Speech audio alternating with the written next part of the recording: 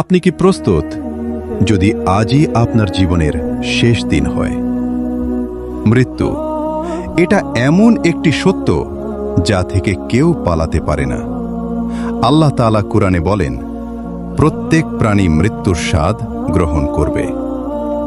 আমরা প্রতিদিন পরিকল্পনা করি আগামীকাল, ভবিষ্যৎ, স্বপ্ন, কিন্তু কখনো কি ভাবি মৃত্যু যে কোনো মুহূর্তে এসে যেতে পারে?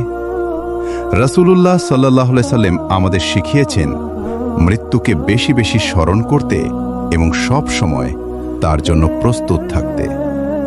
ভাবুন, আজ যদি আপনাকে আল্লাহর সামনে দাঁড়াতে হয়, আপনি কি প্রস্তুত?